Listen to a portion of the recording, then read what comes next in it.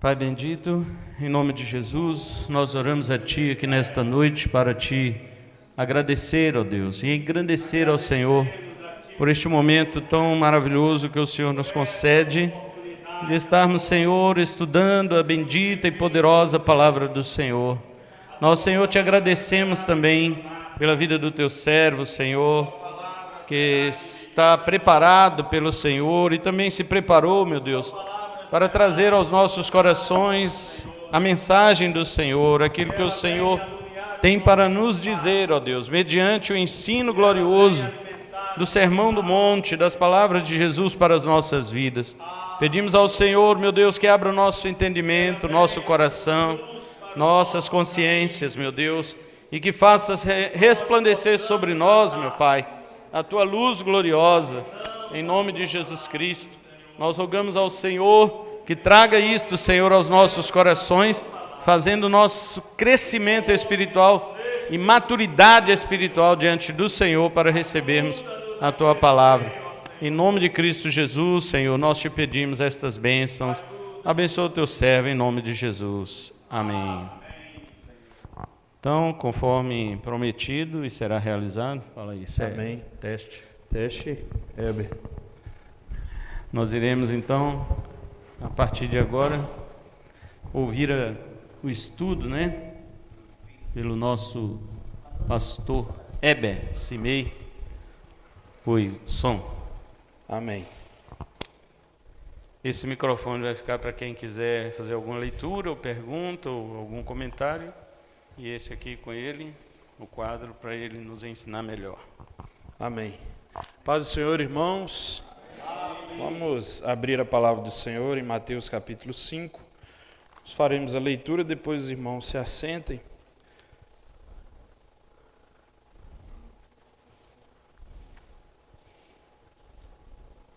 Verso 14 até o 16.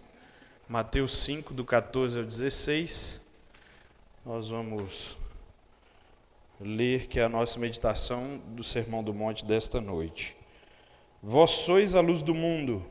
Não se pode esconder a cidade edificada sobre um monte, nem se acende uma candeia para colocá-la debaixo do alqueire, mas no velador, e alumia a todos os que se encontram na casa.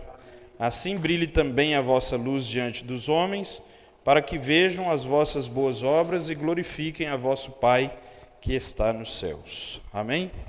Pode se sentar.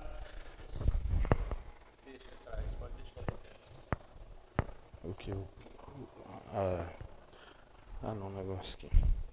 Irmãos,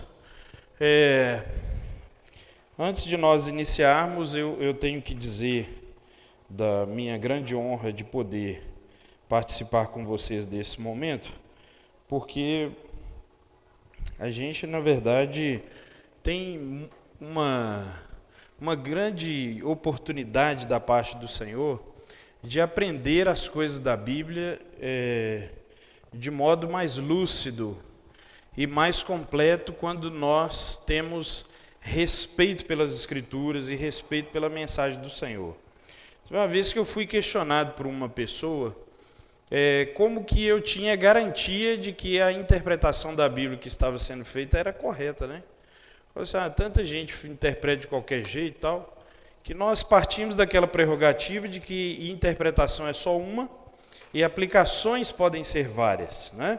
Então, como você aplica a Bíblia para o seu cotidiano é diferente de como o outro aplica. Mas o jeito de interpretar tem que ser um só. Mas a gente sabe também que lá na Igreja Católica eles interpretam a Bíblia lá de um jeito estranho, né? E outros que também fazem outras interpretações diferentes. E eu fui questionado sobre isso. Quem me garante que a sua interpretação é a boa, é a correta? Então, tem algumas coisas que a gente precisa lembrar, né? A primeira delas é que a boa interpretação das Escrituras é aquela que coloca Deus no lugar de Deus e o homem no lugar do homem. Então, se a gente inverter isso, já deu zebra, já deu errado.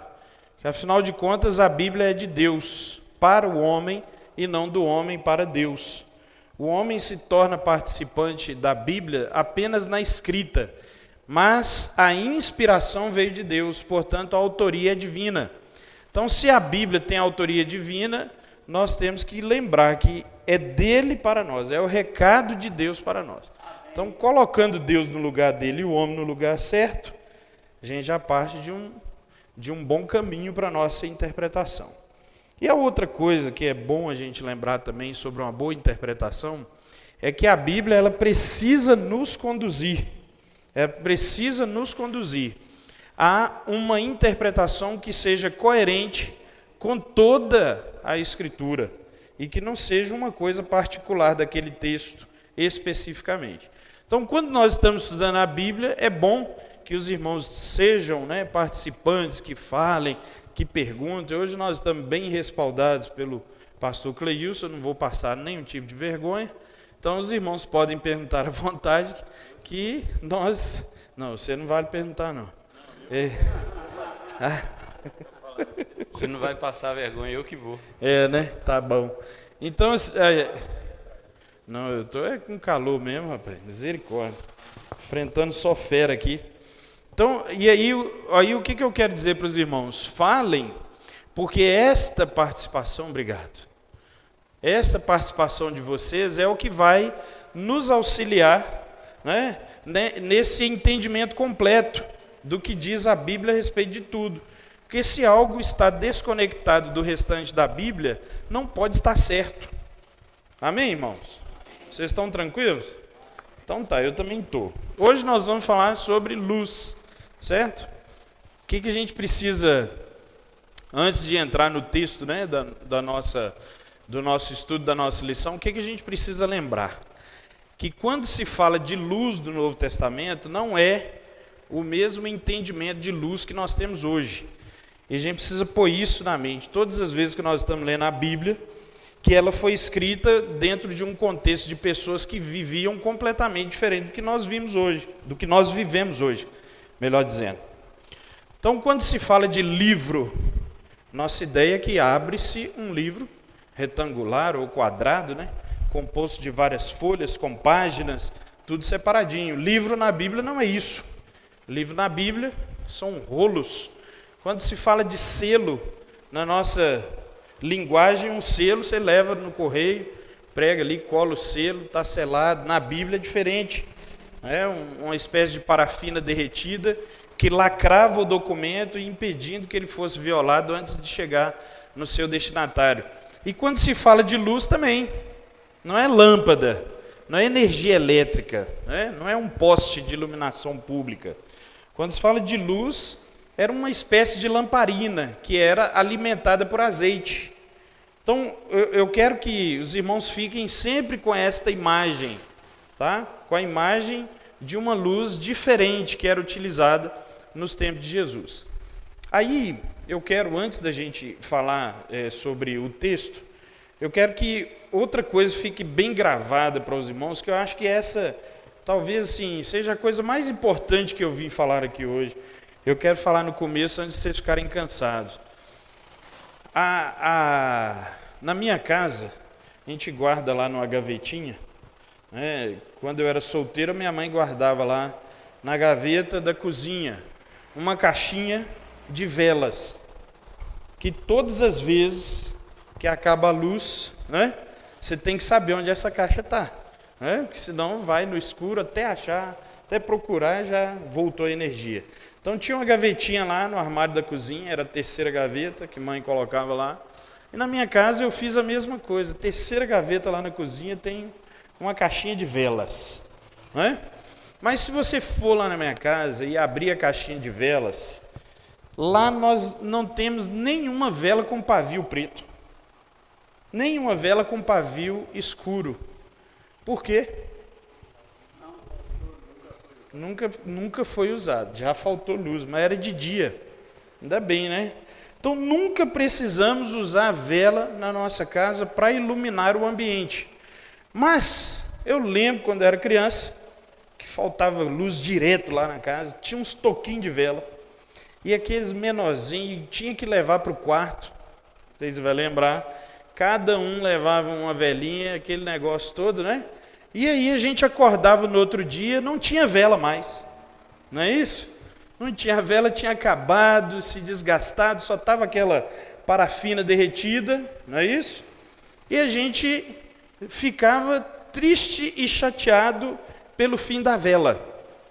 Mas, hoje, quando a gente pensa em uma vela, e se nós como cristãos nos compararmos a esse tipo de luz, o que nós temos que pensar?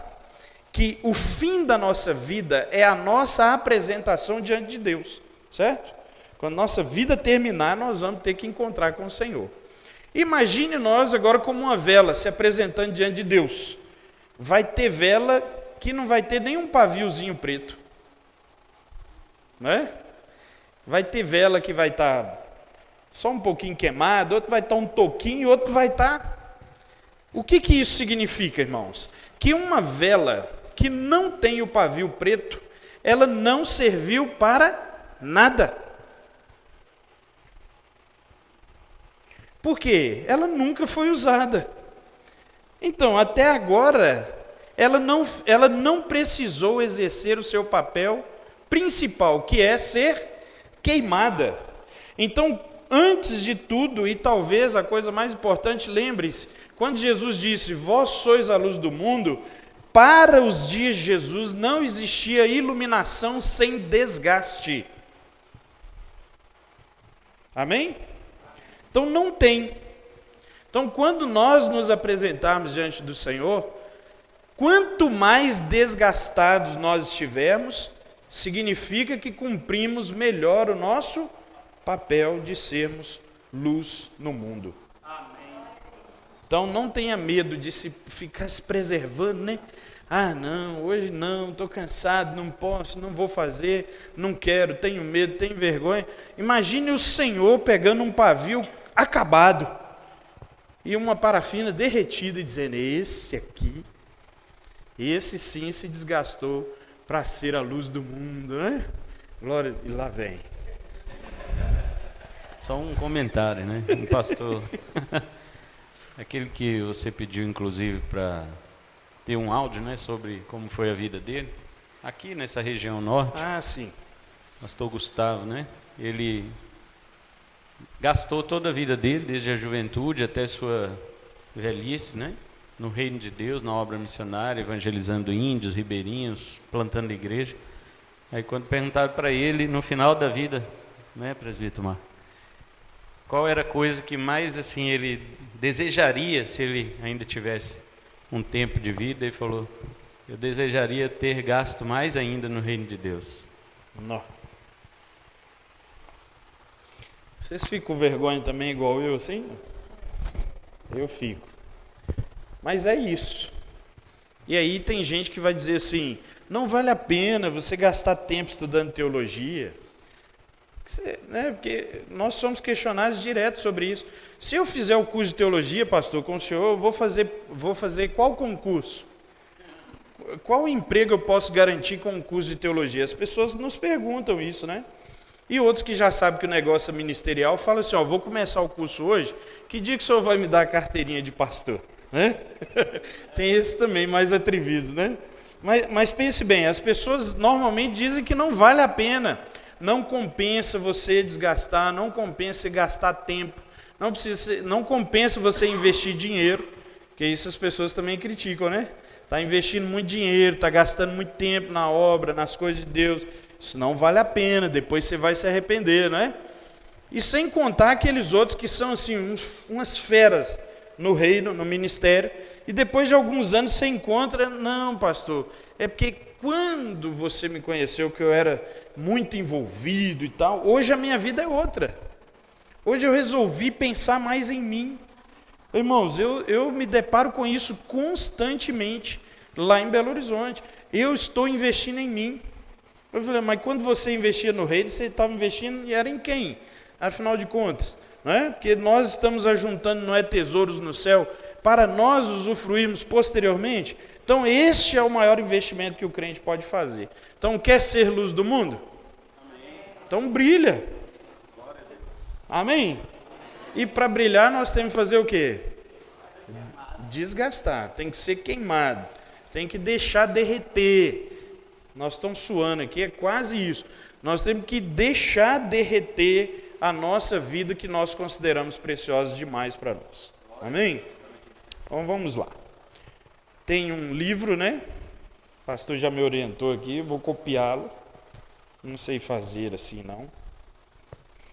Mas vamos lá. Dando continuidade ao que os irmãos já vêm recebendo da parte do pastor Cleilson, eu gostaria de dizer para vocês que se alguma coisa não ficar assim, né, no mesmo esquema que vocês já vêm trabalhando, nós vamos procurar melhorar e fazer melhor, tá? Então vamos lá.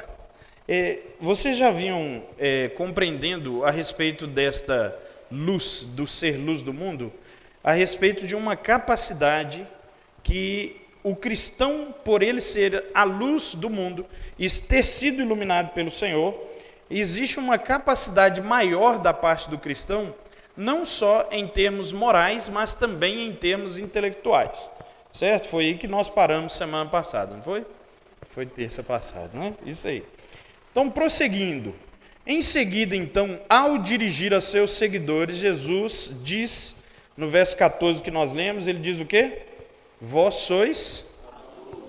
Ora, é claro que não somos a luz do mundo exatamente no mesmo sentido e no mesmo grau que Cristo. Ele é a luz que traz a verdadeira iluminação ao mundo, conforme escrito em João capítulo 1. Paulo escreve em Efésios 5:8, porque outrora vocês eram trevas, mas agora são luz no Senhor. Somos luz, então, no Senhor. Estando dentro do Senhor, nós somos luz. De sorte que nossa luz é derivada e refletiva, não surgindo em nós, nem de nós.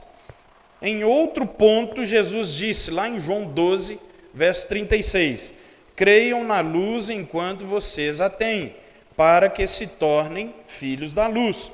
O sentido de Jesus para nós, então, é claro. Qual que é? Jesus é a luz do mundo, que habitou na terra por um pouco de tempo, e os que nele confiam passam a ser como ele, isto é, passam a ser os filhos da luz.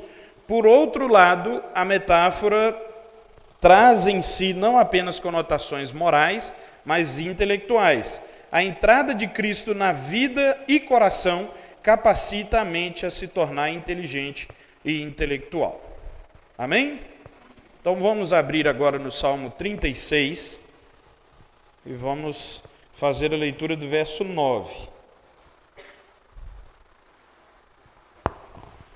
Pois és a fonte de vida, a luz pela qual vemos. Na tua luz veremos a luz, né? Isso, na outra versão. Isso aí. Pois em ti está a fonte da vida, graças à tua luz vemos a luz. Fora da iluminação divina, então, irmãos, não pode haver vida nem luz alguma. E esse é o porquê de nós estarmos frequentemente dizendo aqui, enfatizando a necessidade de se depender de Cristo como o fundamento de todo o nosso pensamento, bem como de depender das Escrituras como o principal, como o princípio primordial da nossa cosmovisão. Então eu sei que os irmãos já compreendem o que isso significa, mas eu gostaria...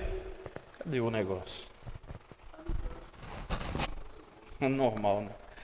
Eu gostaria de destacar esse termo com os irmãos, que é o termo cosmovisão. Aparentemente, uma palavra simples, né?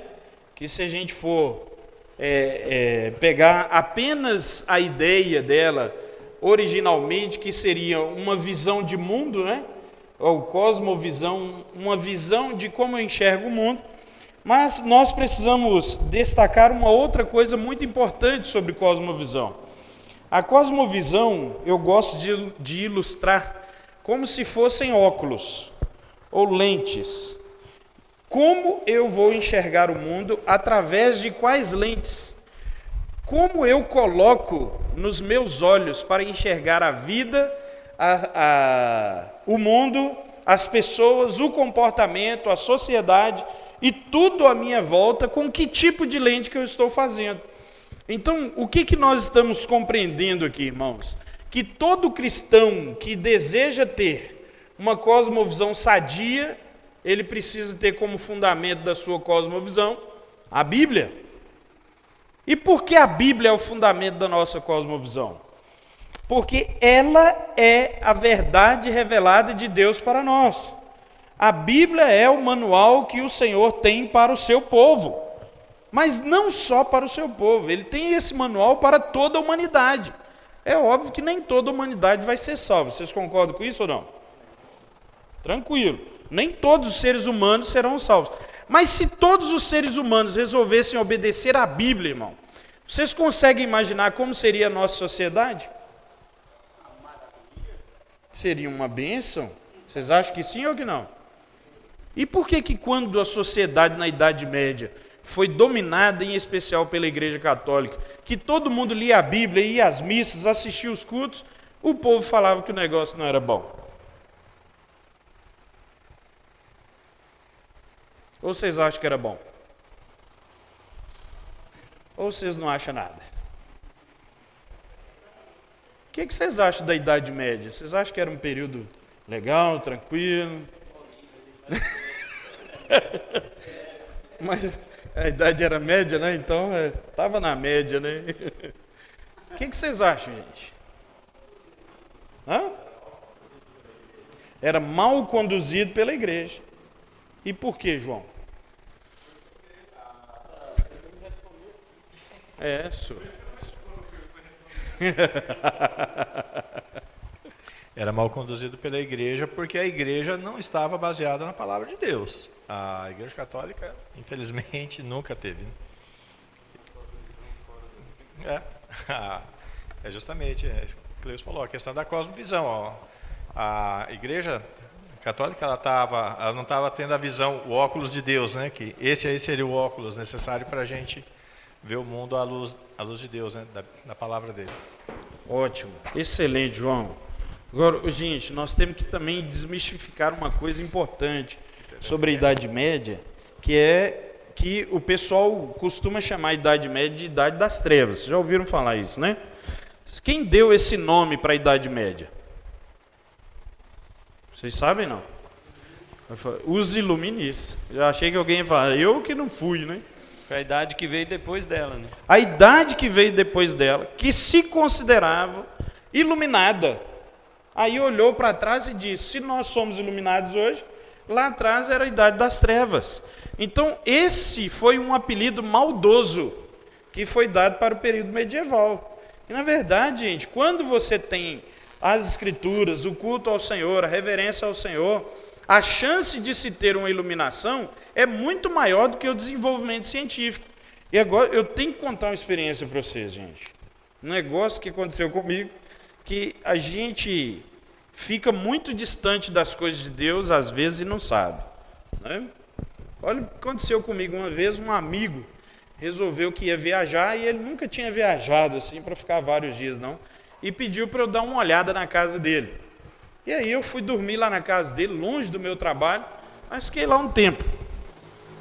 Os dias que ele precisou, que foram 7.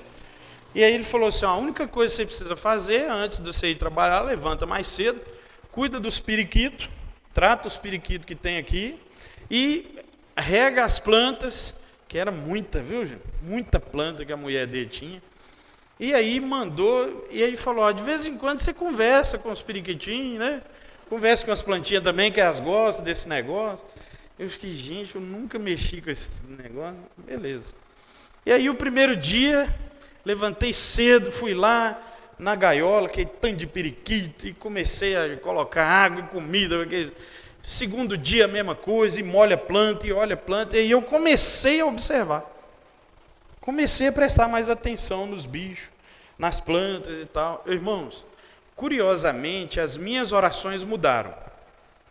Eu comecei a orar melhor, sentir mais a presença de Deus e a falar melhor com Deus. E aí, depois que terminaram aqueles 7 dias, eu saí dali meio quebrantado, sabe? Com periquito e planta, né? Aí saí assim, meio quebrantado, e falando, gente, o que aconteceu comigo, né? Será que eu estou, como diz o menino aqui, será que eu estou ficando assim, meio mole e tal? E depois, refletindo sobre isso, eu pensei, por que nós, que estamos envolvidos com tanta tecnologia, o dia inteiro na frente de uma tela de computador, fazendo coisas, mexendo com coisas, smartphone na mão, o tempo inteiro, por que isso não nos sensibiliza para Deus? E eu cheguei a uma conclusão, irmãos, porque isso são descobertas humanas que glorificam ao homem. E quando nós estamos próximos das coisas criadas diretamente pelo Senhor, não tem como o homem se gloriar nisso. Quando você olha para algo da natureza, não tem como você dar glória a nenhum homem, porque não foi ele quem criou. Então, naturalmente, nos aproximarmos das coisas criadas por Deus, nos leva a uma glorificação maior à sua pessoa. Em contrapartida também, quando nós nos aproximamos muito da ciência, da tecnologia, das coisas que o homem indiretamente é o Criador, a gente passa a conhecer mais homens e a glorificá-los mais. Você viu fulano de tal como inteligente e coisa e tal. Você viu o jogador fulano de tal como que joga bola, menos do Flamengo. Você viu que o fulano que fez isso, que fez aquilo. Por quê? Estamos lidando com coisas que estão diretamente ligadas ao homem. Então a gente tem uma tendência a devolver o louvor a eles. Então nós precisamos tomar esse cuidado também. Diga lá. Você não acha que foi o diálogo com os periquitos, não? Rapaz. Weber, mas você sabia que tem um ramo do cristianismo que trabalha com a proximidade de Deus através das criações? O que você acha disso? Aí já é um negócio mais complicado. Pois é. Né? Porque aí, irmãos, olhe bem, tá vendo? Como que uma vez um aluno disse assim que a Bíblia é a mãe de todas as heresias, né? Não pode ser a Bíblia, é a cabeça do homem. É a cabeça do homem pecador que é a mãe de todas as heresias, gente. Olha para você ver um negócio desse. Tá vendo? Acabou de citar. Você toma o negócio como exemplo, aí o que o ser humano faz? Endeusa aquilo, vamos trabalhar só nisso, que agora Deus está nesse negócio. Isso é um perigo, né? Que a gente corre, da gente estar sempre se inclinando para o extremo, e aí começa aí com as teologias da ecologia, né? Que o Leonardo Boff começou com a libertação e já voltou nessa bobeirada aí. Ecoteologia, né? Eco mesmo. Então, irmãos, a cosmovisão então seria isso: colocar as lentes da Bíblia para enxergar a vida, para enxergar as pessoas, enxergar o mundo e enxergar o comportamento. Mas como que se coloca a lente da Bíblia para enxergar todas essas coisas? Ou seja, como tornar a minha visão de mundo bíblica? Só com aquelas partes que eu gosto, que eu conheço e que eu ouço e vejo sempre? Não pode.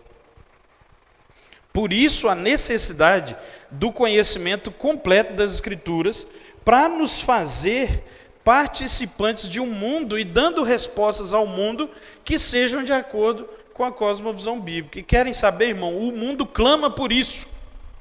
O mundo clama, pede o tempo inteiro que a gente tenha respostas para as coisas que estão acontecendo no mundo. Principalmente quando se fala de Apocalipse, né? As pessoas falam: pastor, essa pandemia aí, o que o senhor acha? No Apocalipse, onde que ela está escrita? E aí eu só respondo assim: olha, onde que ela está escrita eu não posso te dizer. Mas uma coisa eu posso te dizer, que o Apocalipse ele tem como principal objetivo é mostrar que mesmo mediante a tantas catástrofes, haverá uma intervenção de Deus para a salvação e redenção do seu povo. E é nisso que nós temos que botar os olhos, né?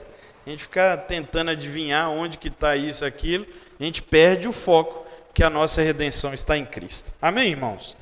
Vocês querem falar alguma coisa, não? Silêncio total. Eu quero ler um versículo em Romanos, capítulo 8, versículo 20. Porquanto a criação ficou sujeita à vaidade, não por sua vontade, mas por causa daquele que a sujeitou. E quem foi? Quem foi? Não, eu falo, quem foi que sujeitou? Adão. Esse aqui. Onde estás, Adão? Senhor, meu. Justamente. por causa da sujeição ao pecado. E aí, gente, é lógico que se a gente fosse entrar em outros assuntos, né? A gente entraria no assunto da questão da autoridade, por exemplo, né? Deus concedeu ao homem a autoridade sobre todas as coisas criadas. Então, quando ele peca, ele sujeita também ao pecado tudo que está debaixo da sua autoridade. É por isso a importância que nós temos, né, de nos controlar diante da palavra de Deus. Tranquilo, irmãos? Mais alguma coisa que vocês queiram colocar? Pois não?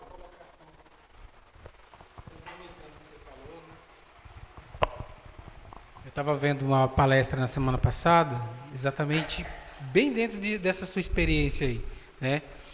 Que o palestrante ele falava que quando nós vivemos num mundo artificial, né? E computadores, tecnologias diversas que nós criamos, facilidades, é um mundo de prédios, né? de veículos, e nós passamos o dia inteiro imerso dentro dessa superficialidade, dessa artificialidade, na verdade, né? E aí o que acontece? É raro nós termos contato com uma planta, com um animal, com um ser humano, às vezes, para aqueles que trabalham de forma remota. E isso tudo vai fazendo a gente desumanizando. A gente vai ficando desumanizado. Não que eu estou falando que você estava desumanizado. Não, mas era quase. Que o palestrante falava era exatamente isso. O processo de desumanização tem a ver com esse mundo artificial que nós estamos imersos, né? Por meio de tecnologia, por meio de relações rápidas. A gente tem feito até dos relacionamentos uma coisa meio comercial também. Tudo a gente transformou em artificialidades, né? E isso tem reflexo, porque quando o ser humano... E ele falava mais ou menos perto disso que você falou. Quando nós voltamos para essa realidade, né, do mundo criado por Deus, da natureza pura, do ser humano, de bem dizer, de ver aquilo que Deus criou na sua essência ali de forma natural, parece que nós voltamos a ter contato com a nossa humanidade. Ele não falava no sentido teológico, mas falava no sentido mais antropológico, vamos dizer assim. Sim. Inclusive, ainda completa-se, não sei se disseram lá, sobre a alimentação, né, que também está incluído nisso. A grande característica que nos diferencia dos animais no que diz respeito à refeição é o preparo. Não é isso? Você pega um pedaço de carne lá, o Orlando estava contando para a gente, dos cachorros comendo a carne podre lá hoje. Joga lá um pedaço de carne lá, se ela estiver crua, podre, seja lá o que for, o bicho vai e devora aquele negócio todo e come. O que diferencia a gente de um animal na alimentação? É o preparo. O ser humano é o único que vai lá, que descasca, que pica, que cozinha, que tempera, que faz a coisa ficar mais gostosa. Uns fazem ficar mais gostoso que os outros, mas todos têm esse hábito de cozinhar, de preparar o alimento e depois assentar para comer. E nesse mundo artificial, que o presbítero colocou, é a questão dos fast foods, né? Que as pessoas pegam o alimento pronto e saem comendo na rua e andando. Não é a pressa que a gente vive? Você vai comendo, independente, se você não sabe o que tem ali dentro, se foi bem feito, se não foi, se foi preparado, se não foi. E aí sai comendo, andando aquele negócio dentro do carro, aquela coisa toda, né? Isso é muito comum a gente ver, né? Eu paro no semáforo, que vai ter semáforo assim lá longe, em Belo Horizonte. A gente para e do lado as mulheres estão se maquiando dentro do carro, indo para o trabalho, outros estão comendo, outros estão escovando os dentes. Isso é muito comum a gente ver as pessoas sendo animalizadas, né, por esse mundo artificial. Lá vem. Eu vi o microfone andando, fiquei preocupado. Não, é só um ponto que eu gostaria para a gente repensar aqui, ou pensar, sei lá, como é que a gente fala. Porque deu a impressão que o lado bom é o contato com a natureza, com os bichos, né? Se a gente olhar para a Bíblia, né, é lá que o nosso representante primeiro, Adão, né, cai, né, diante da contato com a natureza, né? Mais próximo à natureza que ele, eu acho que ninguém de nós vivemos, né? E outro ponto que eu gostaria de colocar aqui é a nossa condição, né? E agora falando de nós, enquanto redimidos, né?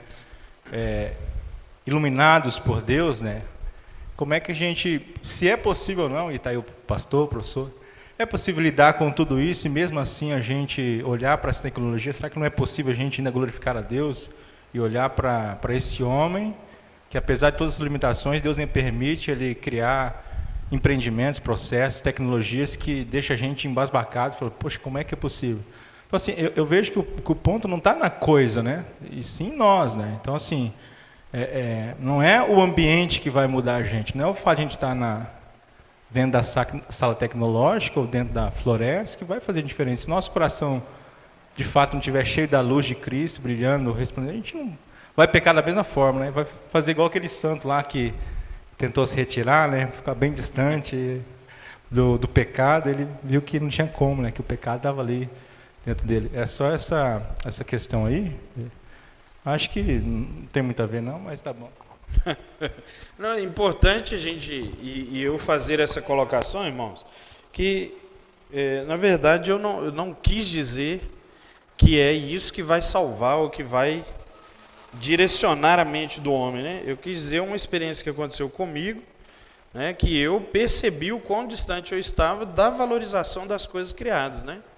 Então, quando o Salmo diz lá que os céus declaram a glória de Deus e o firmamento anuncia as obras de suas mãos, e a gente percebe Paulo descrevendo isso em Romanos capítulo 1, ele faz uma descrição de que as coisas da natureza, elas revelam mais do poder de Deus, né? Então, óbvio que o crente que foi iluminado, redimido pelo Senhor, ele glorifica o Senhor em tudo, né? Até mesmo por causa dessas tecnologias, é que as nossas cirurgias hoje são mais bem-sucedidas e nós nos tornamos participantes delas, né? Eu mesmo já operei os 2 joelhos e quando olha o joelho não tem nada. Por quê? Uma câmera que se coloca lá dentro e o médico vai com toda a tecnologia e faz. Então a gente, o redimido, é a mesma coisa do guardar o sábado, né? O redimido, eu tinha que tocar, né? O redimido, ele reconhece que todos os seus dias são para glorificar a Deus, né?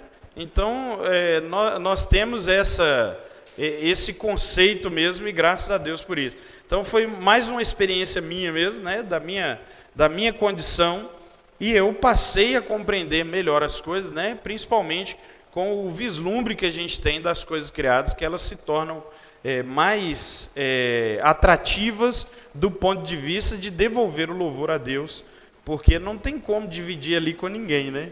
A glória, tá? Mãe fala que eu estico o assunto, né? Mas o que eu queria dizer sobre todos esses... É a cosmovisão do crente que vai fazer essa distribuição da glória.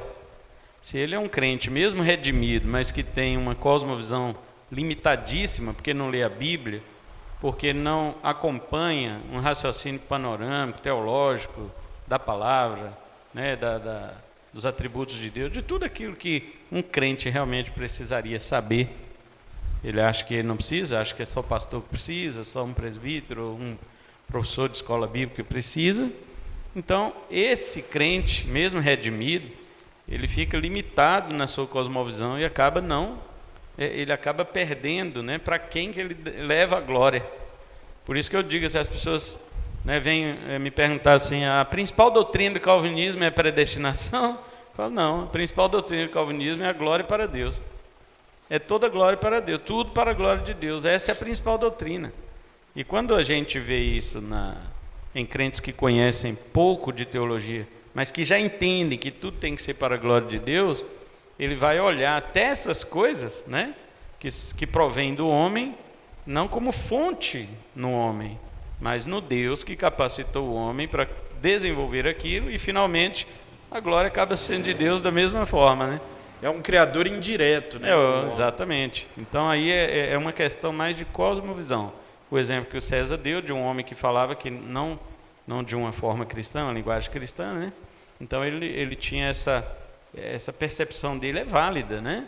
De que estar mais próximo da natureza é melhor para a humanização do que estar próximo da tecnologia, né? Visto que é assim que o mundo usa essas ambas coisas. Agora, o cristão, ele vê oportunidade para glorificar a Deus em ambas as coisas, né? Estando lá no mato, estando cá no celular, ele sabe que tudo é para a glória de Deus. Ele vai ter que usar essas coisas glorificando a Deus. Então é uma questão de cosmovisão. Isso aí.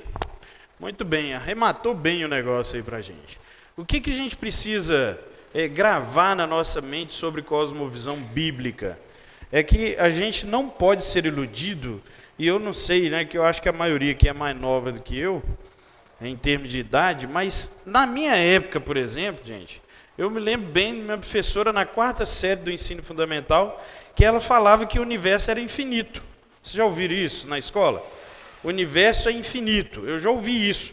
Outra coisa que eu ouvi na escola, o homem veio do macaco. Vocês ouviram isso também? E depois a gente descobre que nem a própria ciência mundana acredita nisso, né? Primeiro que nem a ciência diz que o universo é infinito, e nem a ciência evolucionista diz que o homem veio do macaco. Então, aí a gente vai pensando o seguinte, que quando as coisas vão chegando na nossa mão, e a gente vai reavaliando, inclusive a história, né? Eu me lembro nas minhas aulas de história, a professora dizia que os holandeses e os franceses tentaram invadir o Brasil, mas foram recepcionados à bala pelos jesuítas que protegiam o nosso litoral. Eu não sei se já ouviram falar aí das invasões francesas e holandesas no estado do Recife, por exemplo, né? Na cidade de Recife, em Pernambuco, que eles tentaram invadir, mas os jesuítas nos protegeram. Essa foi a história que me contaram. Depois a gente vai descobrir o quê? Que os franceses que vieram para entrar no nosso litoral eram os enviados de João Calvino pela Reforma Protestante para nos evangelizar com o evangelho sadio da Reforma Protestante. E os jesuítas não deixaram eles entrar, mas na história está escrito que eram invasões. Mas quando os jesuítas vieram, era descoberta. Estão entendendo? Então o que é isso? É o ponto de vista de quem conta.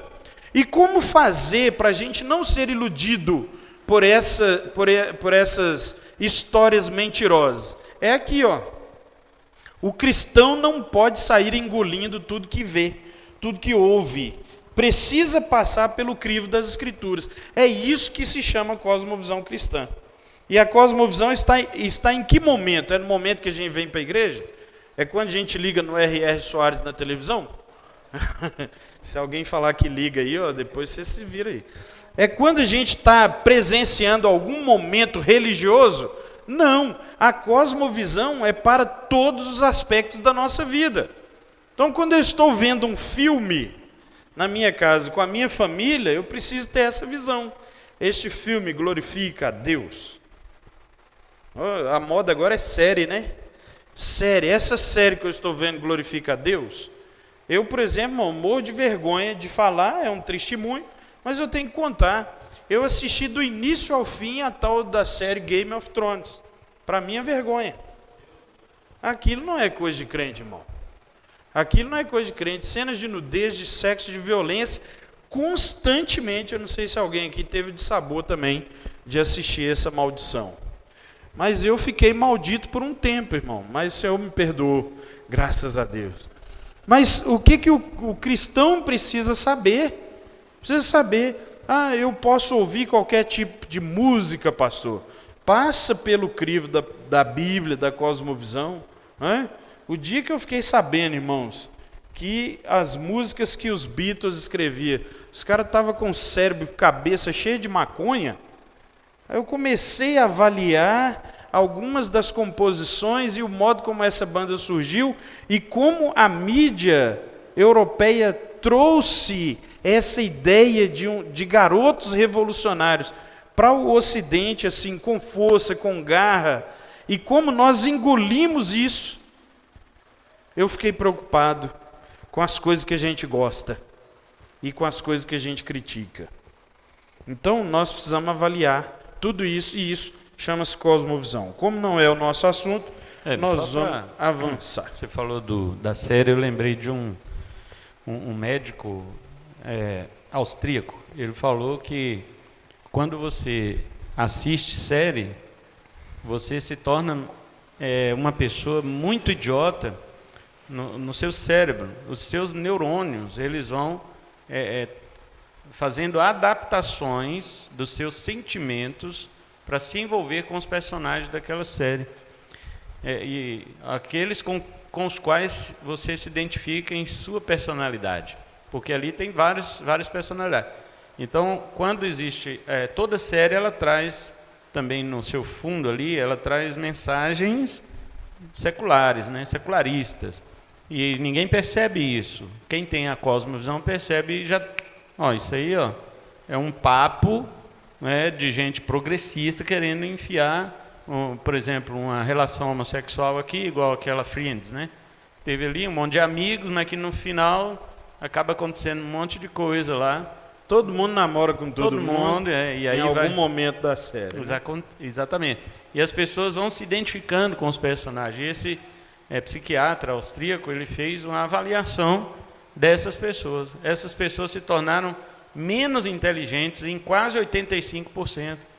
Elas se tornaram, por causa disso, a sua identificação, a perda da sua realidade, ela passou a entrar, a construir uma realidade baseada na ficção, e ela assumiu a ficção como realidade para si, identificou-se como personagem porque parecia com ela, ou com alguma coisa que ela gostava, ou com alguma coisa que ela projetava, e por causa disso ela ficou burra, ela ficou estúpida.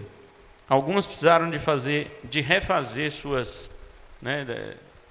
tratamentos psicológicos para se recuperar, outras entraram em depressão porque não aconteceu na série aquilo que ela esperava com o seu personagem predileto. Entrou em depressão. E outros, quando alguns atores precisam sair, né, aí eles dão um jeito de fazer um final para ele lá, elas entram em crise existencial, porque aquele é pior do que um filme, né, o cara, e é lógico, né, é igual novela, né? Então além do vício, né? Além do vício, ele vai corroendo também os neurônios da pessoa.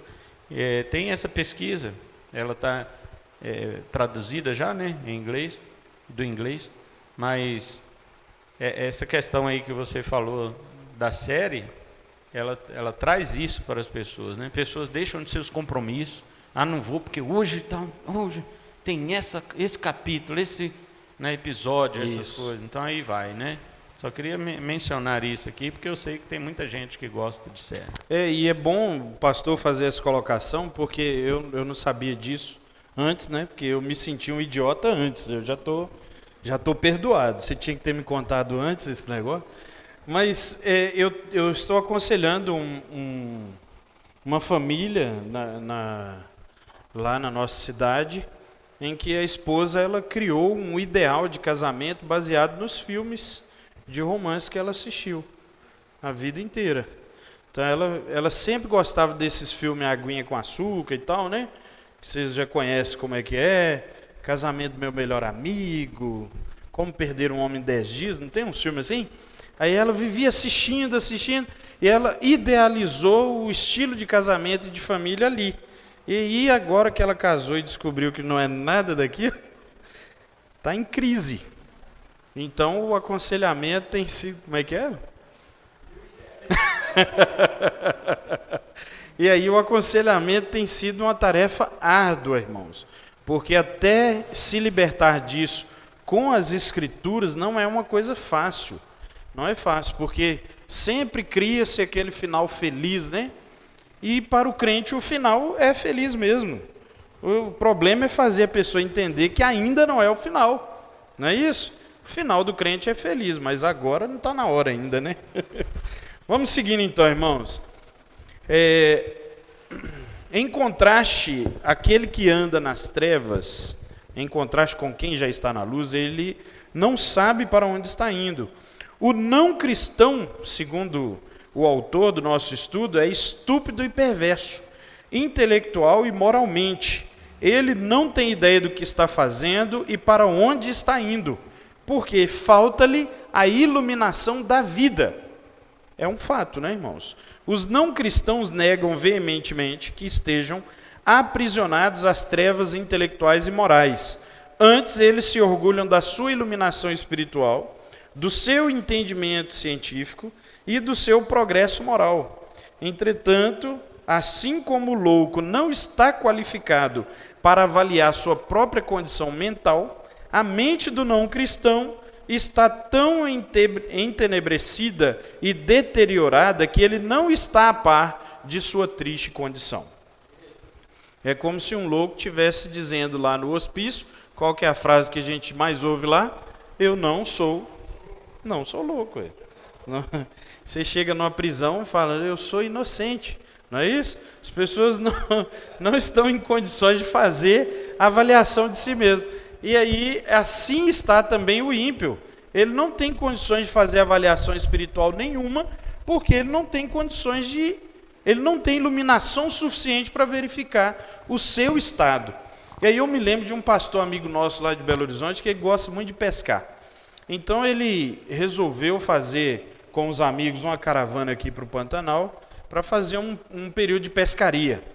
E aí, no segundo dia da pesca, o guia, né, que tinha um barco lá, que eles pagam o guia e tal, aí saiu todo mundo para pescar, e eles conversando de coisas da igreja, e o guia resolveu entrar na conversa. Porque pastor é isso, que é aquilo, e o barco só tinha pastor, né? E aí começou a dar a opinião dele sobre Deus, o que ele pensava, e papapá, e bebê. Aí o pastor, que era o chefe lá, né, da pescaria, falou com ele assim, você estudou teologia? Ele falou, não. Você já leu a Bíblia? Não, já li várias vezes. Mas a Bíblia inteira? Não, a Bíblia inteira eu nunca li. Ele falou assim, qual que é, então, o crivo que você tem para dar opinião em assuntos a respeito de Deus? Aí ele falou, desde que nós chegamos aqui na pescaria, você levou a gente onde você quis, você programou os passeios, você conduz o barco, e hora nenhuma nós nos metemos na sua condução, na sua vida, na sua experiência, porque você está apto para fazer isso. Agora, nós aqui estudamos teologia, nós lemos a Bíblia. Você não tem aptidão nenhuma para discutir conosco a respeito das coisas que você não conhece. Diz que o restante dos 8 dias ele ficou caladinho. Ele não deu uma palavra, do início ao fim. Eu ia falar algo contrário a isso, né? Porque hoje em dia a maioria dos cristãos ouvem incrédulos fazerem autoavaliação e concordam. Não, realmente você é bom. Você é bom. Várias vezes eu repito aqui na igreja, né? Pessoas que crentes chegam para mim e falam, não, pastor, ele é gente boa, só falta Jesus. Só isso, né? Só falta ser crente. Então, assim, os próprios crentes que têm condição espiritual, como Luiz, de avaliar o sujeito e ver que ele está perdido, quando ele, o perdido, faz a autoavaliação achando que está bem, o crente concorda, cara. Exato. Aí foi bom esse pastor não concordar e botar o cara no lugar dele. É isso Acabou. que a gente tem que fazer. Ele ficou todo sem graça, não conversou mais nada.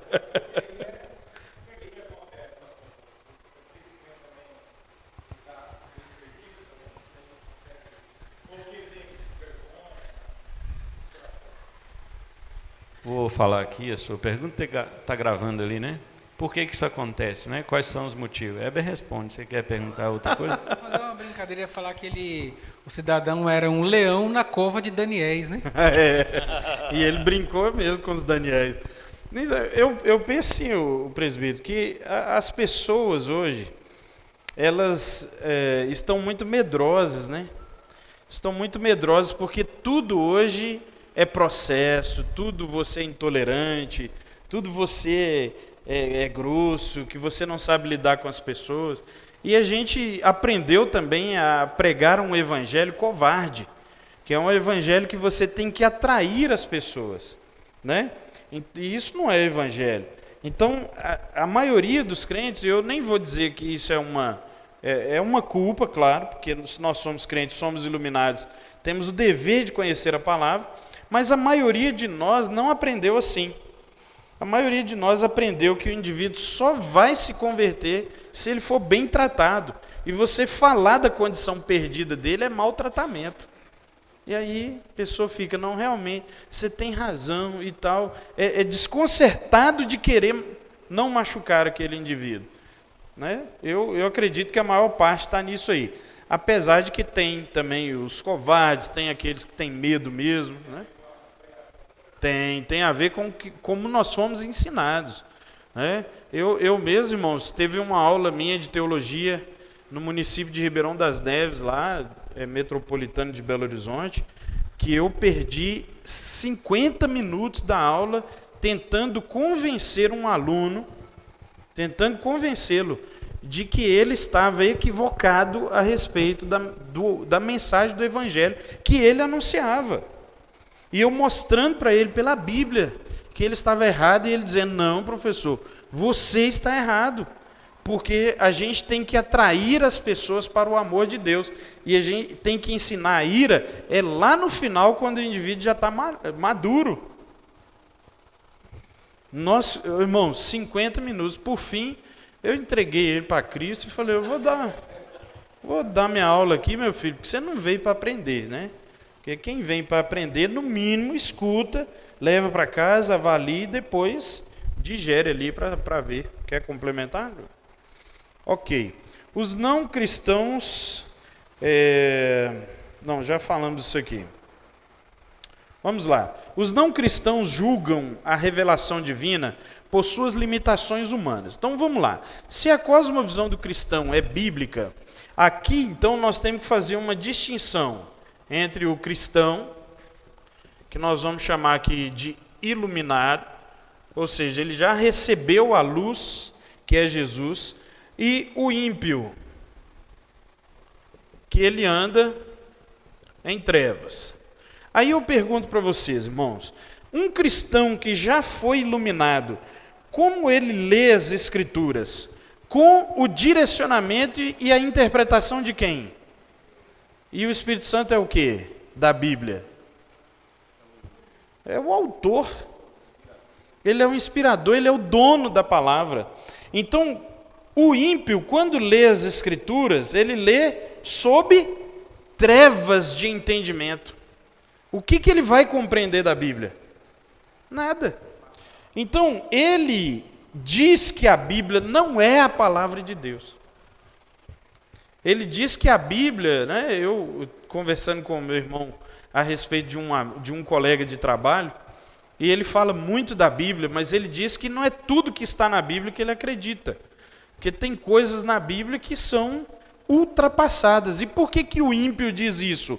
Porque ele está sob trevas.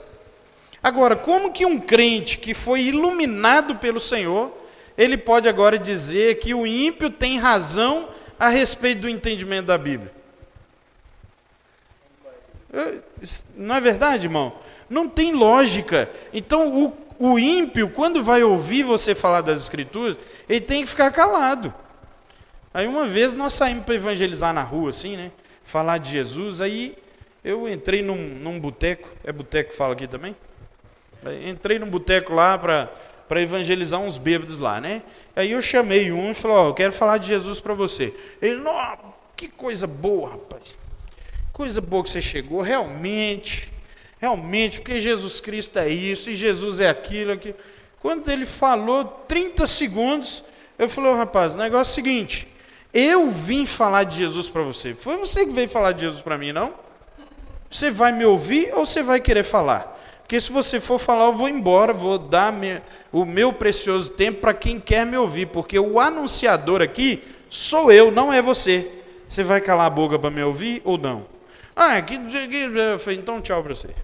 Foi embora. Porque também tem gente que faz isso, né? Você vai levar a palavra para ele, o que ele faz?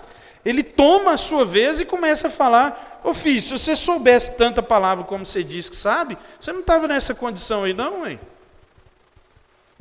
Tem uns irmãos lá na igreja lá que morrem de medo de evangelizar morador de rua. Porque lá tem muitos, né? E eles dizem, o pastor, a maioria desse povo que vive na rua, ou é filho de crente, ou é desviado, ou é pastor que largou a igreja e foi morar na rua com vergonha. E tem mesmo, viu, irmão? Tem, muitos. Eu não tenho coragem de evangelizar, não. Ele sabe mais a Bíblia que eu. Eu falei, pois aí é que estava a sua chance, irmão. O indivíduo, você começa a falar da Bíblia com ele, ele completa os versículos para você. Você fala um, ele fala 3, você já tem a carta na manga para dizer para ele, ô filhão, você sabe tanto da Bíblia assim, coloque em prática e saia desta condição, porque não é isso que Deus quer para a sua vida. Estão entendendo, irmãos? Estão felizes, tranquilos ou não? Amém. Isso aí. Ah, sim, tá bom, viu? Então, o cristão que é iluminado pela palavra, ele não pode ser em momento algum silenciado por quem está nas trevas, não, irmão. Não dá mole, não. Você é luz, porque você foi iluminado pelo Senhor, amém? Então, vamos lá. Os ímpios, então, alegam que estão numa busca progressiva por iluminação em todas as áreas de pensamento, que estão ganhando em conhecimento e revisando suas teorias e princípios. Além disso, afirmam que o próprio fato de as Escrituras terem permanecido por centenas de anos significa que elas devem estar ultrapassadas e que a informação nelas contidas deve ser falsa. E não é isso que até tem um bocoió aí que dizia cristão que também está falando? Que a Bíblia precisa ser atualizada? Não é isso? Então, a ideia das pessoas é essa. Que se é antigo, então já deve estar ultrapassado. Agora vamos ver a argumentação aqui que é importante. No entanto, essa linguagem adulterada é apenas uma tentativa... Vixe, não sei mexer nesse negócio, não. Agora foi. É apenas uma tentativa de ocultar a sua ignorância. É para lá. Não é porque eu apertei, apareceu um quadrado aqui no meio. Aqui. É uma tentativa de ocultar a sua ignorância, além de ser uma involuntária admissão de incompetência intelectual. Vamos ver por quê. Em primeiro lugar, eles presumem que estão, de fato, fazendo progresso, que estão ficando melhores e não piores. Vocês já viram isso, né? Os intelectuais de hoje, eles se consideram melhores que os intelectuais do passado. No que diz respeito à ciência, eles podem, de fato, estar fazendo progresso em termos de efeitos práticos que são capazes de produzir. Já falamos aqui sobre a ciência, a tecnologia, as cirurgias e coisa e tal, que realmente, em termos práticos, melhorou e melhorou muito, né? Não obstante, em termos de teorias científicas que procuram descrever e explicar a realidade, embora os cientistas de hoje utilizem linguagem muito mais complexa para se expressarem, suas teorias e pressupostos básicos não progrediram para além daquelas esposadas por alguns dos filósofos antigos. Se tais filósofos antigos estivessem errados, então os cientistas de agora também estão errados. Porque Platão não é usado até hoje, Sócrates não é usado até hoje, Aristóteles é usado até hoje, todos os iluministas são usados até hoje. Ou seja, se esses camaradas estiverem errados, os pensamentos a respeito do sentido e significado da vida também estão errados ainda hoje.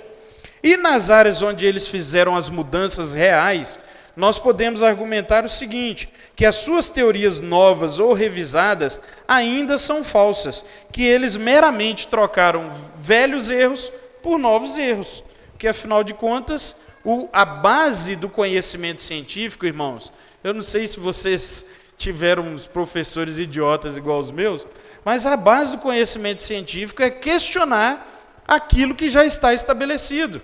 Então, o que o professor de metodologia dizia para a gente? Pegue uma pesquisa científica que já está pronta, questione, prove que ela está errada e escreva o seu artigo. Gente, que coisa boa, fácil de fazer, né? E na faculdade eu saía fazendo trabalho para todo mundo, porque eu achava aquele negócio simplesmente uma bobagem.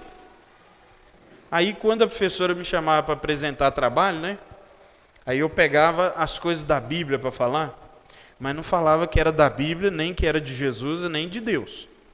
Aí eu dava aquela aula. Aí o pessoal fala, nossa, mas que aula, Heber, que aula. O dia que eu falei que era de Deus, aí você já está misturando as coisas. Aí é religião, né? Entenderam? Tá com o microfone. A maior prova do que você está relatando aí, junto com o escritor, é que a pandemia chegou, colocou a ciência toda de joelho e ninguém teve uma solução, uma resposta para o problema, o vírus que foi enviado. Muito bem lembrado. Vou até anotar aqui, porque isso aqui dá pano para manga para os crentes, né? Eu pus entre aspas de propósito, pandemia. Ela existiu. Inclusive nós estamos no meio dela, né? Ainda. Eu fiquei chateado, até dei a notícia lá no meu trabalho, que eu tirei uns dias de férias para vir para cá, mas estou nos grupos de trabalho lá ainda e chegou a notícia que o nosso prefeito lá já vai obrigar novamente todo mundo a usar máscara. E que está tendo um surto de Covid em Belo Horizonte.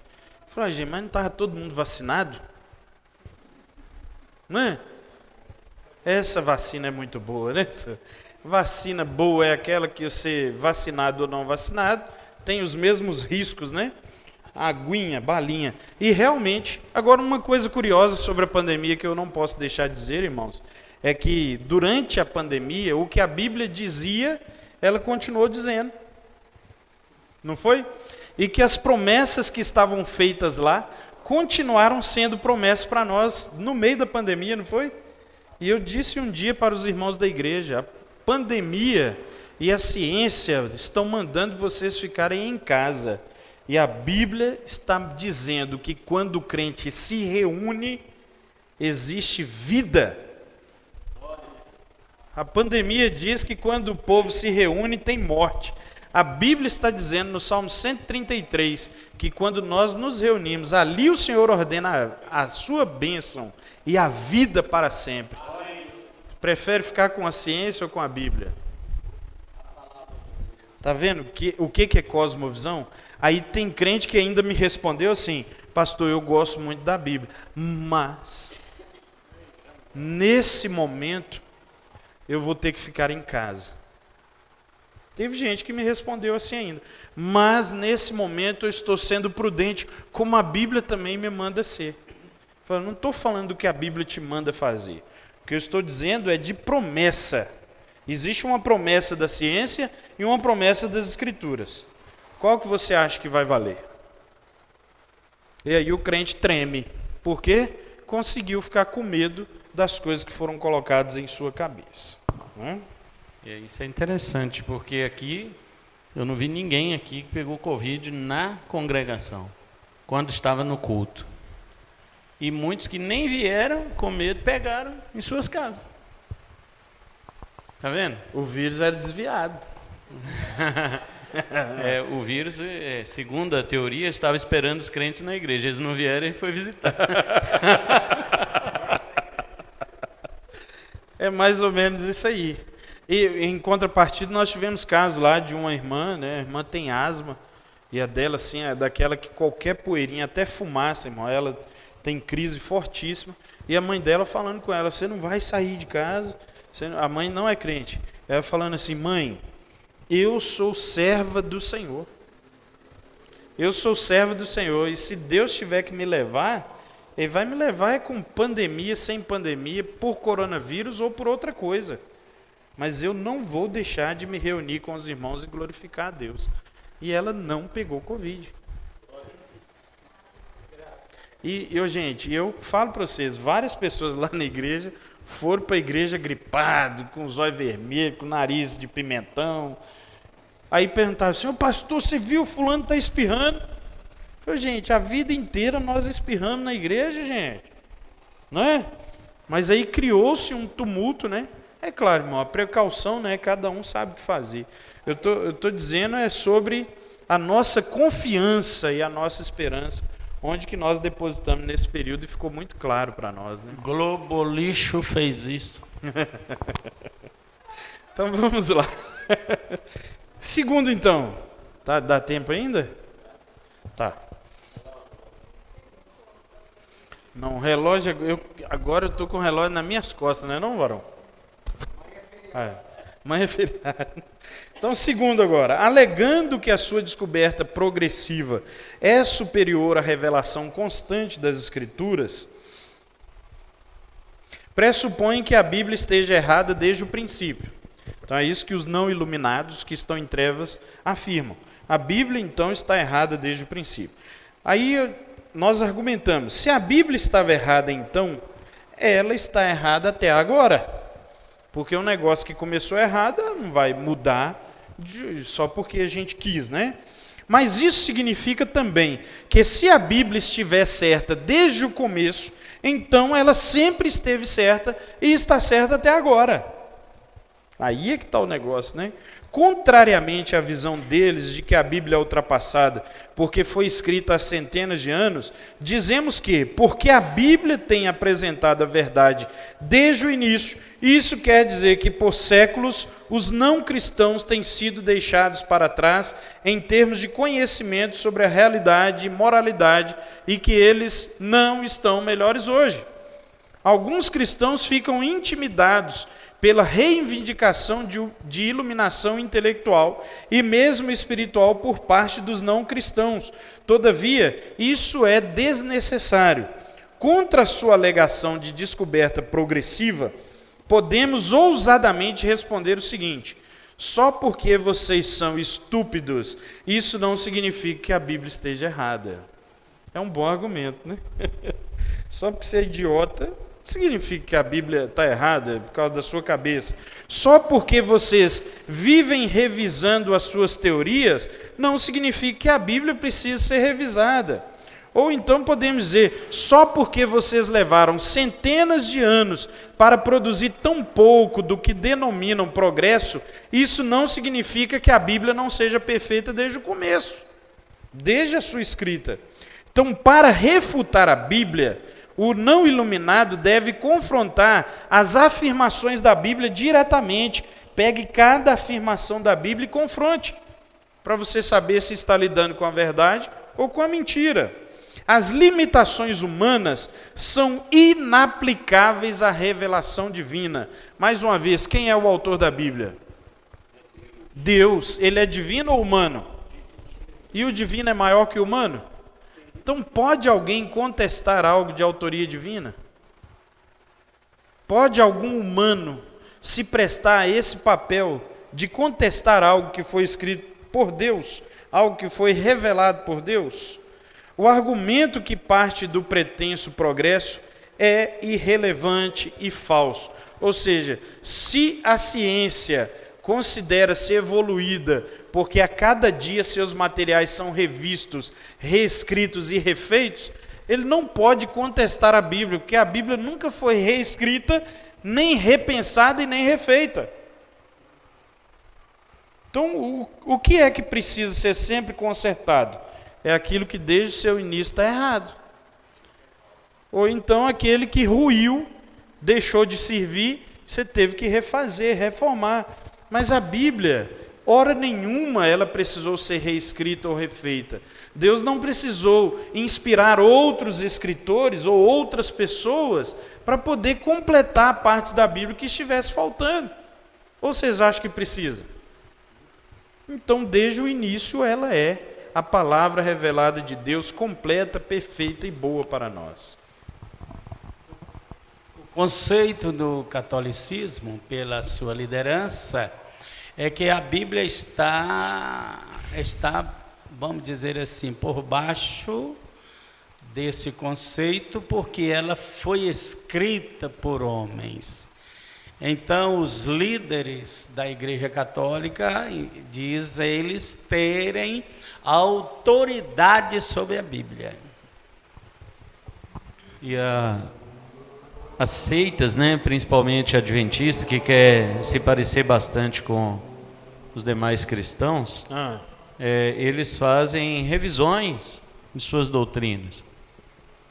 Mesmo as falas da Ellen White, elas são repensadas pelos teólogos atuais, Leandro Quadros e outros, né?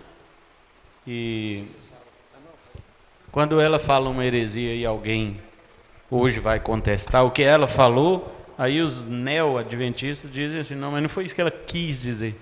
Não, mas não estou falando que ela quis dizer, estou falando que ela disse. Está aqui, ó, é isso aqui que ela falou. Agora, Precisa de atualizar, né? agora, se você quer dar um sentido para aquilo que ela falou, outra pessoa pode dar outro sentido, então, e aí, rui, né? Cai por terra aquilo que ela disse ser verdade. Porque a Bíblia mesmo não aceita essa... O quis dizer. o quis dizer, porque isso fica subjetivo.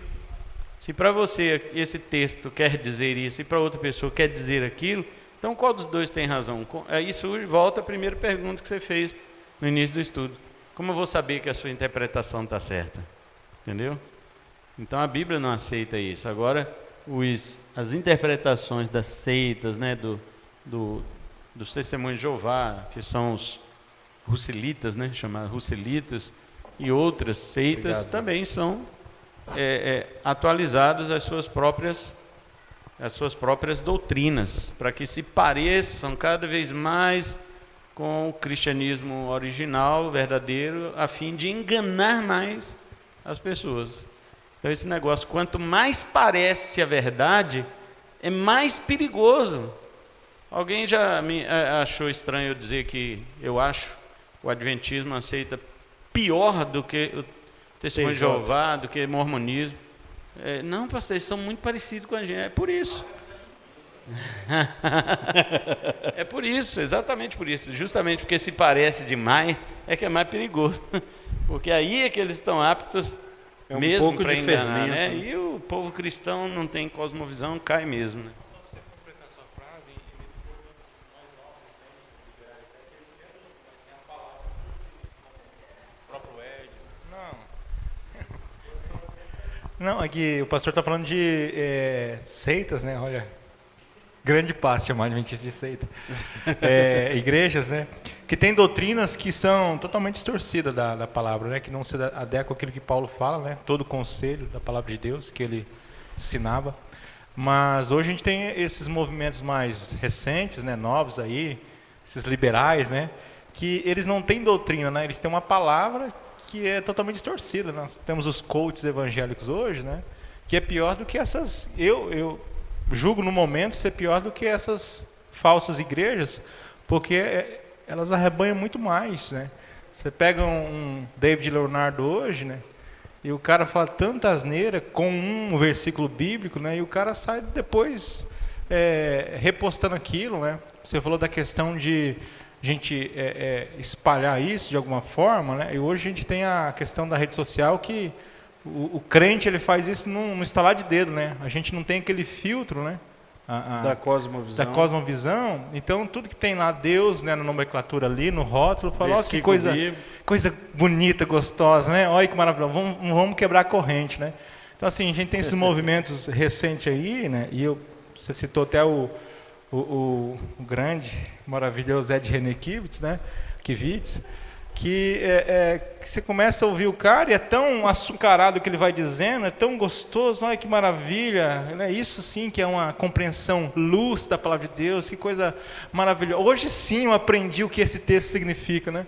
O cara ensinou na igreja há 50 anos aquele texto, né? Acho que esqueci o camarada que diz, né? Que o cara, né, vai no monte e fala assim, olha, Deus me falou essa noite. Falei, meu irmão, Deus está falando tem quanto tempo sobre esse texto? Você vai acreditar num cara que falou que Deus falou com ele essa noite? A Bíblia está aí há quantos anos? Escrita, sem nenhum erro, né? Sem nenhum tipo de alguma possibilidade de alguém chegar e questionar e de fato essa questão não ser confrontada de uma forma leal, né, e sincera. Então, assim, só para a gente ter cuidado com isso aí também, né? Que a gente tem muito acesso ao Facebook, Twitter, Instagram, né? E tem tanta gente aí cristã com ideias maravilhosas e a gente na oportunidade vai ainda até recitar na igreja ou repassar por mão ou para o grupo da igreja para a gente envolver mais pessoas, né, engajar. E realmente esse comentário é muito pertinente para nós, porque nós estamos vivendo dias difíceis, né? Inclusive quando você tenta contestar essas coisas, né? Eu acho que o pastor Cleilson aqui já está num patamar diferente do que eu estou lá. E eu enfrento, irmãos, constantemente os questionamentos das pessoas que me acham metido. Você acha que você sabe tudo?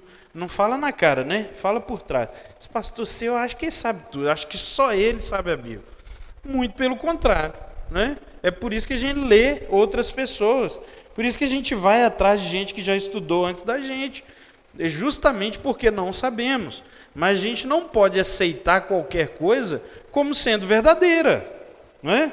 Então a gente é acusado de sabichão, de bonzão, de machista, de fascista, de que mais? De quê? Ciclista? Rapaz, é um sofrimento isso aí, viu? Agora, quando eu vejo, eu não dou mole não, irmão. Quando eu vejo, e lá na igreja de vez em quando, um dia apareceu uma postagem lá no grupo da liderança lá, do Rodrigo Silva.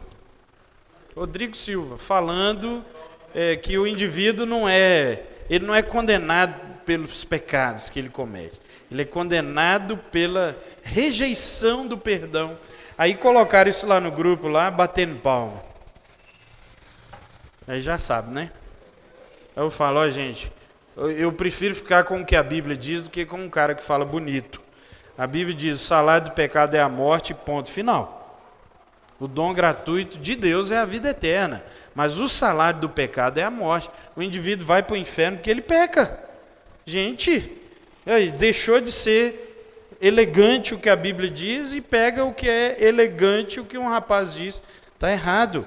E aí a pessoa que postou escreveu lá, eu recebi no outro grupo, pastor, e postei aqui só para ver o seu comentário. O pastor, só uma observação que o pastor reverendo Gildo falou, e o pastor Cleilson Wesley, ele começou dizendo da questão da forma que o clero na Igreja Católica vê as Escrituras, né?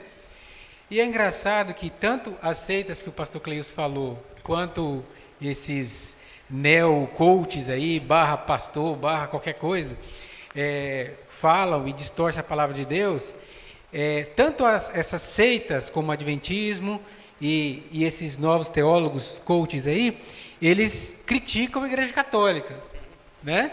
Não, a igreja não fez tudo errado e graças a Deus que temos as Escrituras, graças a Deus que temos a Escritura para fazer isso que eles fazem, mas não era esse o ponto. Mas a então questão antes de você que chegar diferença... É só porque, na maioria das vezes, é aquele discurso pronto. Sim. Critica a Igreja Católica pelas atrocidades que cometeram em nome da Bíblia. Sim. Aí você pergunta, quais foram as atrocidades? E em nome da Bíblia, eles não sabem também, não. Aí eu digo aqui na igreja o seguinte, nem todo mundo que critica o errado está certo. Sim, sim.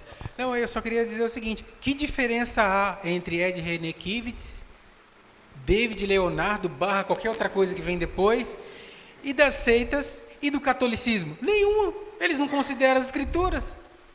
Pelo menos o clero da Igreja Católica é mais sincero, né, João? Fala, não, a gente dá a interpretação aqui e nós estamos acima. É que o João era, né? Todo mundo, os irmãos sabem que ele era romanista, né? Então, assim, não há diferença nenhuma, né? Então, não faz sentido a crítica deles. Porque até é bom ele colocar isso, porque até a falta da verdade é mentira.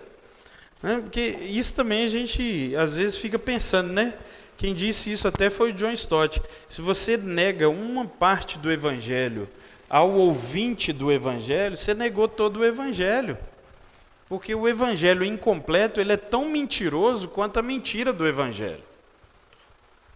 Então tem isso aí também, né? O John quer falar lá para nós? Essas distinções que ele fez ali, eu lembrei de Isaías 53, né? Para todos nós éramos como ovelha, cada um se desviava pelo seu próprio caminho. Ou seja, para a perdição tem muitos caminhos, né?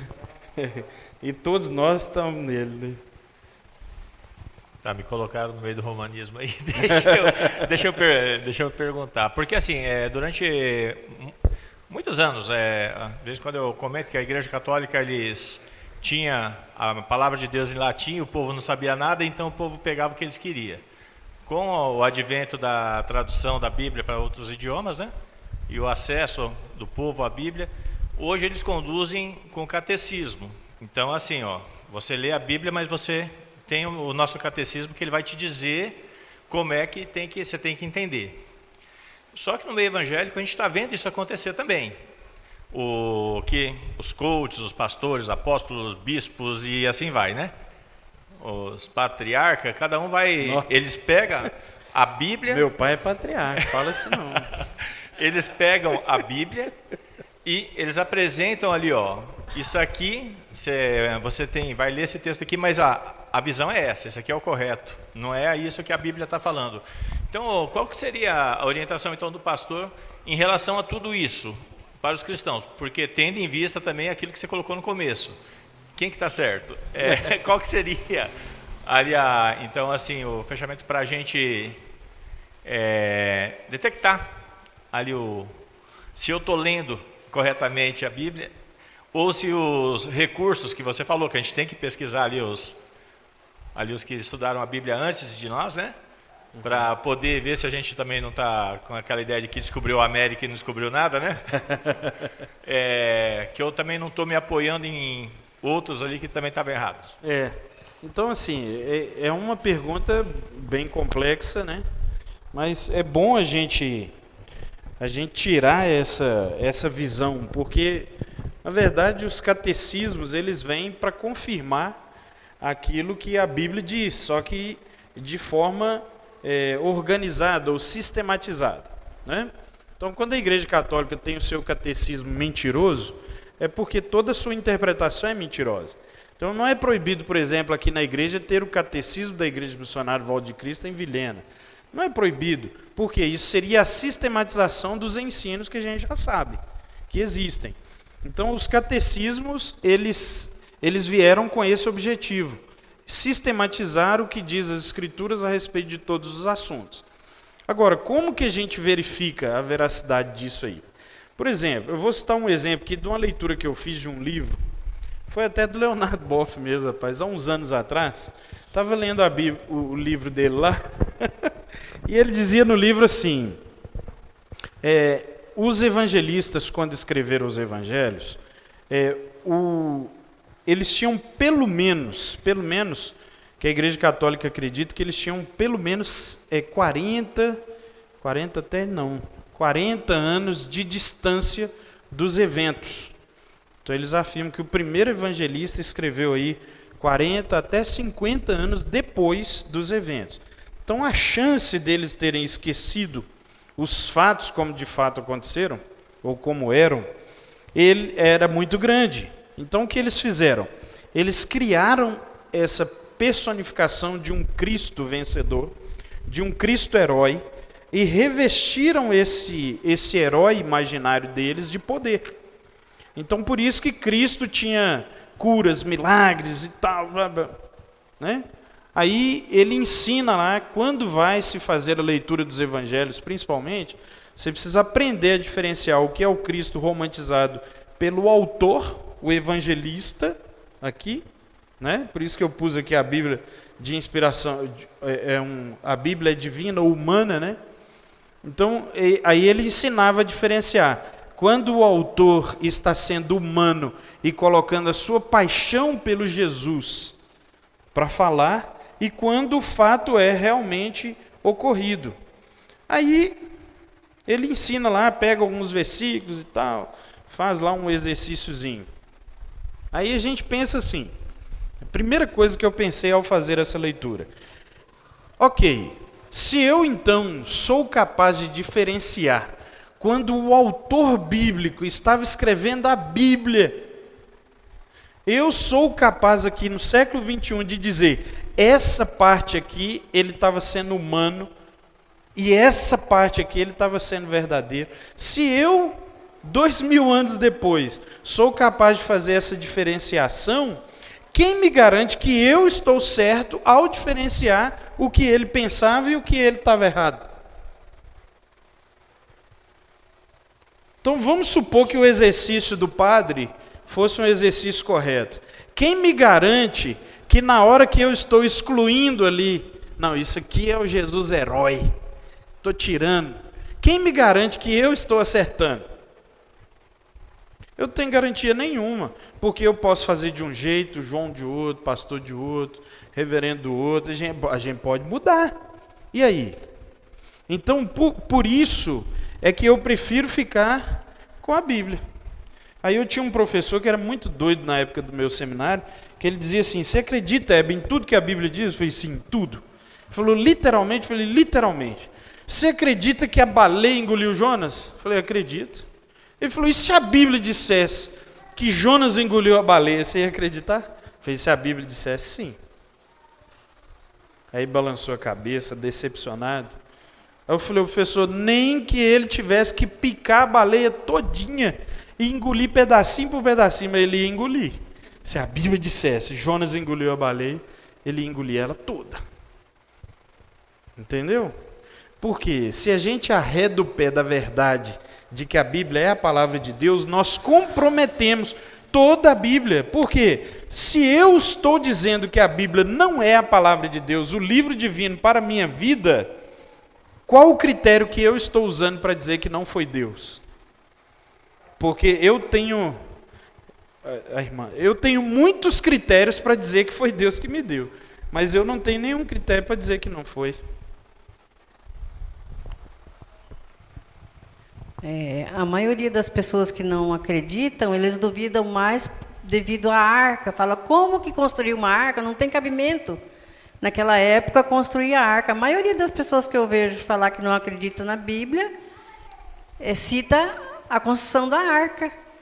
Mas se está escrito... Não é verdade? Né? Mas a maioria acha difícil construir a arca, mas acredita na construção das pirâmides. Não é isso? E o negócio da arca, né?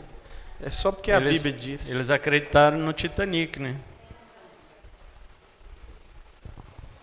É isso aí. O pessoal fala das pirâmides, por exemplo, no Egito, que eram pedras gigantescas.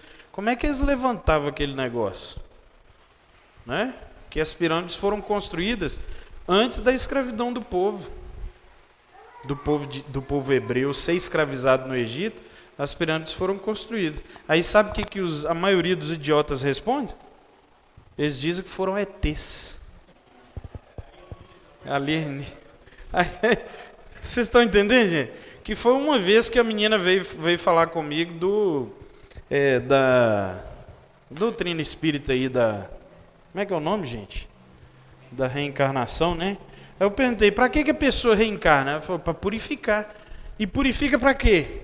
Para ela ir para o lugar elevado, né? O céu e tal. Eu falei, mas lá o destino final é. Você acredita em Adão e Eva? Creio, acredito. Eu falei, beleza, então se você acredita em Adão e Eva, de onde vieram as outras almas? Encarnação de quem? Os filhos de Adão e Eva eram encarnação de quem? Eu falei, e outra coisa, quando eu era criança, o mundo tinha 5 bilhões de habitantes, hoje já tem 7. Já está em 8 já, né? Mas quando eu conversei com ela, agora já são 7 bilhões de habitantes.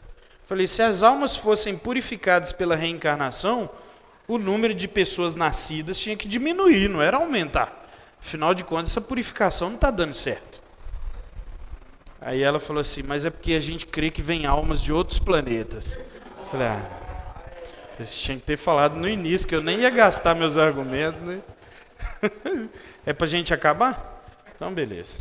Irmãos, nós vamos acabar no meio do negócio. Deixa eu só ver se tem um negócio aqui para eu falar. Que eu escrevi ali da Bíblia Divina Humana, não falei nada sobre aquilo.